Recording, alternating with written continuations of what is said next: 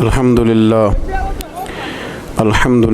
الذی ذی العزت والعلا والصلاة والسلام علی سید الانبیاء شمس الضحیٰ بدر الدجا نور الہدیٰ منبع الجود والعطا اما بعد اعوذ باللہ من الشیطان الرجیم بسم اللہ الرحمن الرحیم والسابقون السابقون صدق اللہ العظیم ان اللہ وملائکتہ یصلون علی النبی یا ایہا الذین آمنوا صلوا علیہ وسلموا تسلیما الصلاۃ والسلام علیک یا سیدی یا رسول اللہ وعلی آلک واصحابک یا سیدی یا حبیب اللہ اللہم صلی علی سیدنا و مولانا محمد معدن الجود والکرم وعلی آلہ وصحبہ وبارک وسلم۔ حمد و صلوات کے بعد ماہ جمادی الثانی امیر المومنین خلیفۃ المسلمین جانشین مصطفیٰ صلی اللہ علیہ وسلم خلیفہ اول حضرت جناب سیدنا ابو بکر صدیق رضی اللہ تعالی عنہ کا یوم وصال ہے۔ اسی ماہ مبارک کی 22 تاریخ کو آپ نے وصال فرمایا۔ اسی کی مناسبت سے ایک سلسلہ گفتگو حضرت ابو بکر صدیق رضی اللہ تعالیٰ عنہ کے اخلاق و تعلیمات اس عنوان سے شروع کیا جا رہا ہے۔ اللہ تبارک و تعالی ہمارا یہ نذرانہ بارگاہ صدیق اکبر میں مقبول فرمائے اور اللہ اسے قبول کر کے ہمارے لیے ذریعہ نجات اور توشہ آخرت بنائے۔ حضرت ابو بکر صدیق کے بارے میں امت جانتی ہے کہ آپ سابقون الاولون میں سے ہیں۔ جن لوگوں کو قرآن مجید نے کہا والسابقون السابقون، وہ جو سبقت لے جانے والے تھے وہ سبقت لے ہی گئے، یہ سبقت لے جانے والوں میں سے ہیں۔ حضرت ابو بکر صدیق رضی اللہ تعالیٰ عنہ کے اخلاق میں، تعلیمات میں جو چیز سب سے زیادہ نمایاں ہے، جو سب سے زیادہ اعلیٰ ہے، جو سب سے زیادہ عرفہ ہے، وہ یہ ہے کہ ان کے جلووں میں، ان کے اخلاق میں نبی پاک علیہ الصلاۃ والسلام کی سیرت کا مکمل عکس دکھائی دیتا ہے۔ انہوں نے اپنے آپ کو نبی پاک صلی اللہ تعالیٰ علیہ وسلم کی مقدس سیرت کے مطابق ڈھال لیا تھا۔ اٹھنا، بیٹھنا، چلنا، بولنا، وہ سمجھ گئے تھے کہ اللہ کے نبی صلی اللہ علیہ وسلم کی رضا کیا ہے۔ کوشش کرتے تھے کہ زیادہ بحث نہ ہو بلکہ جو حضور فرما دیں، آپس میں اس پر زیادہ تکرار نہ کی جائے بلکہ سنا جائے اور فوراً اس پر عمل کیا جائے۔ صحابہ ایسا کرتے بھی نہیں تھے، لیکن ہمارے زمانے میں کچھ باتوں پر بحث ہوتی ہے، تکرار ہوتی ہے۔ جناب ابو بکر صدیق رضی اللہ تعالیٰ عنہ کا مطمع نظر تھا کہ جو محبوب فرما دیں، جس وقت فرما دیں، جس حال میں فرما دیں، اس پر عمل کرنا۔ نبی پاک صلی اللہ تعالیٰ علیہ وسلم نے حضرت ابو بکر صدیق رضی اللہ تعالیٰ عنہ کی اس بات کو اعزاز کے طور پر بیان فرمایا، ان کی فضیلت کے طور پر بیان فرمایا۔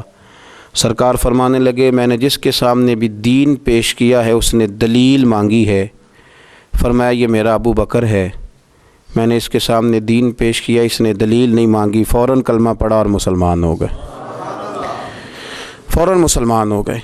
تو حضرت ابو بکر صدیق رضی اللہ تعالیٰ عنہ نے اپنے آپ کو اللہ کے پیارے محبوب صلی اللہ علیہ وسلم کی رضا کے اندر ڈھال لیا تھا۔ وہ سمجھ گئے تھے کہ محبوب کریم کی رضا کس بات میں ہے، حضور کیا چاہتے ہیں، کیا فرماتے ہیں، کیا پسند کرتے ہیں، کس انداز میں حضور خوش رہتے ہیں، کہاں نبی پاک صلی اللہ علیہ وسلم کو کوئی بات ناگوار گزرتی ہے، کہاں مزاج مبارک پر کوئی چیز ایسی ہے جو پریشان کرتی ہے۔ مکمل عکس تھے وہ حضور کی سیرت کا، نبی پاک کی رضا کا۔ جب اللہ کے پیارے حبیب صلی اللہ تعالیٰ علیہ وآلہ وسلم تشریف لے گئے اور نبی پاک صلی اللہ تعالیٰ علیہ وعلی آلہ وصحبہ وبارک وسلم غار حرا میں وقت گزارا اور پہلی وحی حضور پہ نازل ہوئی، تو قرآن مجید کی ایک تاثیر تھی، اس کی ایک شدت تھی کہ اللہ کے محبوب علیہ السلام کے وجود اطہر پر اس کا اثر محسوس ہوا۔ سرکار جب گھر آئے اور جناب خدیجۃ الکبریٰ رضی اللہ تعالی عنہا کو کہا کہ مجھے چادر اڑا دو، مجھے چادر اڑا دو، اور اپنی اس کیفیت کا اظہار فرمایا تو حضرت خدیجۃ الکبریٰ رضی اللہ تعالیٰ عنہ نے نبی پاک علیہ السلام کے 5 اوصاف گنوائے۔ یا رسول اللہ صلی اللہ علیہ وسلم، آپ کے اخلاق میں یہ 5 چیزیں پائی جاتی ہیں، اللہ کبھی بھی آپ کو رسوا نہیں کرے گا، اللہ تبارک و تعالیٰ آپ کو شان عطا کرے گا۔ 5 چیزیں گنوائیں حضرت خدیجۃ الکبریٰ نے۔ وہ 5 چیزیں کون سی تھیں؟ فرمایا مجھے اللہ کی قسم، اللہ آپ کو ہرگز بھی شرمندہ نہیں کرے گا۔ پہلی بات یہ ہے کہ آپ صلہ رحمی کرتے ہیں، رشتہ داروں سے اچھا سلوک کرتے ہیں۔ دوسرا فرمایا آپ کمزوروں کا بوجھ اٹھاتے ہیں، اور تیسرا فرمایا آپ ناداروں کی مدد کرتے ہیں، اور چوتھا فرمایا آپ بڑے مہمان نواز ہیں، اور 5واں فرمایا جب کوئی مصیبت میں ہوتا ہے تو محبوب آپ ان کے کام آتے ہیں۔ یہ 5 آپ کے اندر وہ اخلاق عالیہ ہیں جن کی بنیاد پر میں کہتی ہوں کہ اللہ آپ کو عزتیں ہی عطا فرمائے گا، بلندیاں ہی آپ کا نصیبہ ہوں گی۔ یہی ان باتوں سے میں نے دیکھا ہے۔ حضرت سیدنا خدیجۃ الکبریٰ رضی اللہ تعالی عنہا کا یہ قول بخاری شریف میں موجود ہے، اور اسی بخاری میں حضرت ابو بکر صدیق رضی اللہ تعالیٰ عنہ کے بارے میں ابن دغنہ نے ایک بات کہی تھی۔ جب آپ مکہ چھوڑ کے جانے لگے کافروں کی سختیوں سے پریشان ہو کر، تو ابن دغنہ نے آپ کو کھڑا کر لیا اور کہنے لگا ابو بکر آپ نہ جائیں۔ کیوں؟ کہنے لگا آپ جیسے شخص کو یہیں رہنا چاہیے۔ وجہ اس کی یہ ہے کہ آپ 5 باتیں وہ جو حضرت خدیجہ نے نبی پاک کے بارے میں گنوائیں تھیں، وہی 5 باتیں اسی بخاری میں اسی ترتیب سے موجود ہیں کہ ابن دغنہ کہنے لگے کہ آپ صلہ رحمی کرتے ہیں، آپ کمزوروں کا بوجھ اٹھاتے ہیں، ابو بکر صدیق آپ ناداروں کی مدد کرتے ہیں، آپ بڑے مہمان نواز ہیں، آپ مصیبت زدہ لوگوں کے کام آتے ہیں۔ وہ 5 باتیں جو حضور کی سیرت مبارکہ کا عکس کے طور پر حضرت خدیجہ نے بیان کی، وہی جلوے ابن دغنہ نے جناب ابو بکر صدیق کے بیان فرمائے۔ وہی عکس، وہی رنگ، کچا رنگ للاری والا جڑا چڑھدا لیندا رہندا، اے عشق تیرے دا رنگ محمد چڑھ جائے پھر نہیں لیندا۔ تو وہی کیفیات، وہی عکس سیرت حضرت ابو بکر صدیق میں پایا جاتا تھا۔ صلح حدیبیہ کے موقع پر جب کافروں نے سخت اور صبر آزمائش شرطیں رکھی، حضرت عمر پریشان ہو گئے۔ کچھ ایسی باتیں تھیں جو عقل میں نہیں آتی تھیں، پریشان ہو گئے۔ جا کے عرض کی یا رسول اللہ صلی اللہ علیہ وسلم آپ بھی سچے ہیں، قرآن بھی سچا ہے، اسلام بھی سچا ہے۔ استفہامیہ انداز میں پوچھا تو یا رسول اللہ صلی اللہ تعالیٰ علیہ وآلہ وسلم یہ دشمن باطل پہ ہیں تو پھر ہم دب کے صلح کیوں کر رہے ہیں؟ تو نبی پاک صلی اللہ علیہ وسلم نے فرمایا میں اللہ کا رسول ہوں، میں اس کی نافرمانی نہیں کرتا، وہ میری مدد کرے گا۔ حضرت عمر رضی اللہ تعالیٰ عنہ فرماتے ہیں میں نے عرض کی یا رسول اللہ صلی اللہ علیہ وسلم آپ نے کہا نہیں تھا کہ ہم ان قریب عمرہ کریں گے، بیت اللہ کا طواف کریں گے؟ تو حضور علیہ الصلوۃ والسلام فرمانے لگے میں نے کہا تھا، یہ تو نہیں کہا تھا کہ اسی سال ہی کریں گے، انشاءاللہ کریں گے۔ حضرت عمر فاروق فرماتے ہیں کہ میری وہ طبیعت میں چونکہ جلال تھا، حضور نے بات کہہ دی، میں نے سن لی، پر میں مطمئن نہیں ہوا تھا۔ میری وہ چونکہ جذبہ جہاد سے میں سرشار تھا تو محبوب کے ادب کی وجہ سے میں خاموش ہو گیا، لیکن ابھی میری طبیعت اس طرح ٹھنڈی نہیں ہوئی تھی۔ جس طرح حضرت سیدنا ابراہیم علیہ السلام نے کہا یا اللہ مجھے دکھا تو پرندوں مردوں کو کیسے زندہ کرے گا، تو کہا یقین نہیں کا مالک، یقین تو ہے پر اطمینان قلبی کے لیے۔ تو فرماتے میں بھی اسی طرح حضور کی بارگاہ سے نکلا اور جناب صدیق اکبر کے پاس پھر گیا، اور میں نے جا کے وہی باتیں دہرائی۔ میں نے کہا ابو بکر رسول کریم علیہ السلام بھی سچے، قرآن بھی سچا، اسلام بھی سچا، پھر ہم دب کے صلح کیوں کریں؟ آپ فرماتے مجھے اللہ کی عزت کی قسم ابو بکر صدیق نے ہی وہی جملے مجھ سے کہے جو میرے رسول پاک نے کہے تھے۔ فرمانے لگے عمر وہ اللہ کے رسول ہیں، وہ اللہ کی نافرمانی نہیں کرتے، اللہ ان کی مدد کرے گا۔ تو میں نے فوراً عرض کیا کہ نبی کریم صلی اللہ علیہ وسلم نے فرمایا نہیں تھا، حضور نے فرمایا نہیں تھا کہ ہم طواف کریں گے، بیت اللہ کا عمرہ کریں گے؟ تو جناب ابو بکر صدیق فرمانے لگے عمر حضور نے کہا تھا کریں گے، یہ تو نہیں فرمایا تھا کہ اسی سال ہی کریں گے۔ تو آپ فرماتے ہیں جب میری طبیعت مطمئن ہوئی، تھوڑی دیر کے بعد میں اپنے آپ کو میں نے ٹھنڈا پایا، تو میرے دل میں خیال آیا کہ عمر تو ابو بکر کے ایمان تک تو نہیں پہنچ سکتا، تو وہاں تک تو نہیں جا سکتا جو ان کا مزاج ہے، جو ان کی طبیعت ہے، اور جہاں تک وہ محبوب کی غلامی کرتے ہیں دوستو عکس بنا لیا اپنے آپ کو، عکس اپنے آپ کو اس رضا میں ڈھال لیا جو نبی پاک کی رضا تھی، اپنے آپ کو وہاں لا کے کھڑا کر دیا جہاں کھڑا ہونا مدینے والے رسول پسند فرمایا کرتے تھے، اپنے آپ کو ان چیزوں کا عادی بنایا جو چیزیں میرے نبی کی چاہت تھیں۔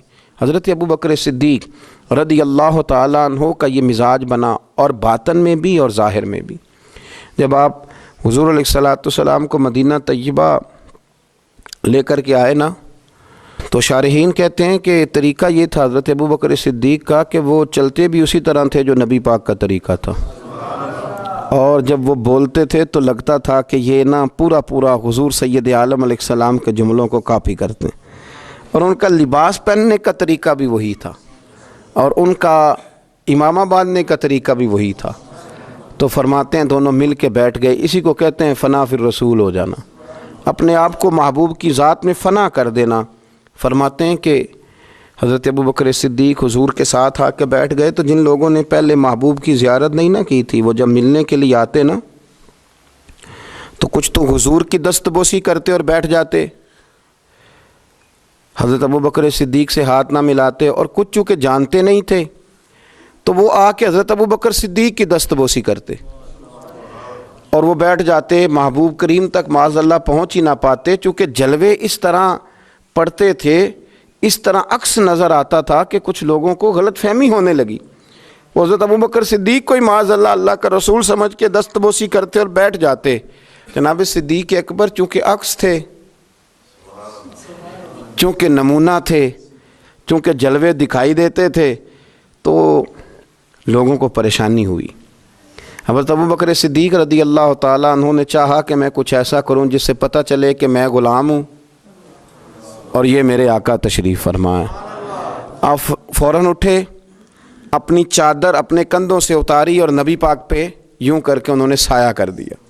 دھوپ زیادہ تھی، حضور پہ سایہ کر دیا تاکہ پتہ چلے کہ سایہ کرنے والا کوئی غلام ہے، اور جن پر سایہ کیا جا رہا ہے وہ آقا ہیں، سایہ کرنے والا غلام ہے۔ یہ رنگ اختیار کیا چونکہ وہ جلوہ تھا نا، وہ حسن تھا، وہ کیفیات تھیں، وہ اس کا پورا مزہ تھا۔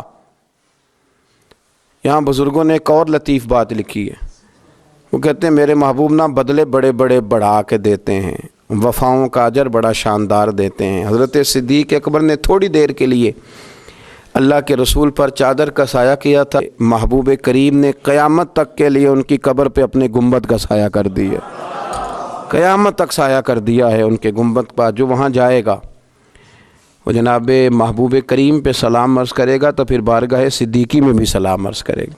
میرے عزیزو، عکس بنا لینا اپنے آپ کو، اور رسول اللہ صلی اللہ تعالیٰ علیہ وسلم کی غلامی کا پورا لبادہ اوڑھ لینا۔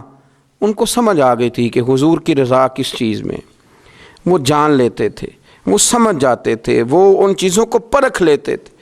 جو لوگ دیر سے سمجھتے تھے وہ جلدی سمجھ جاتے تھے۔ حضور کے وصال مبارک کا وقت آیا تو نبی کریم صلی اللہ تعالیٰ علیہ وسلم نے نا صحابہ سے بات کی، نام نہیں لیا، ذرا سمجھنا۔ حضور فرمانے لگے اللہ نے اپنے ایک بندے کو اختیار دیا ہے، چاہے تو وہ دنیا میں رہے اور چاہے تو اپنے رب کریم کی بارگاہ میں حاضر ہو جائے۔ اللہ نے اپنے ایک بندے کو اختیار، اس بندے کا نام نہیں لیا، بس محبوب کی زبان سے جو جملے نکلے تو پیچھے بیٹھے تھے جناب صدیق اکبر رونے لگے، آنسو ٹپکنے لگے، داڑھی بھیگنے لگی۔ لوگوں نے پوچھا آپ کیوں رو رہے ہیں؟ حضور علیہ السلام نے تو فرمایا اللہ نے ایک بندے کو اختیار دیا۔ فرمایا تم نہیں سمجھے، میں تو سمجھ گیا ہوں نا، اللہ کے رسول اپنی بات کر رہے ہیں۔ اتنے شناسا تھے کہ حضور سید عالم علیہ السلام کی رضا کو فوراً پا لیتے تھے۔ دعا ہے عرش کا مالک ہمیں بھی ان کے عشق کی خیرات عطا فرمائے۔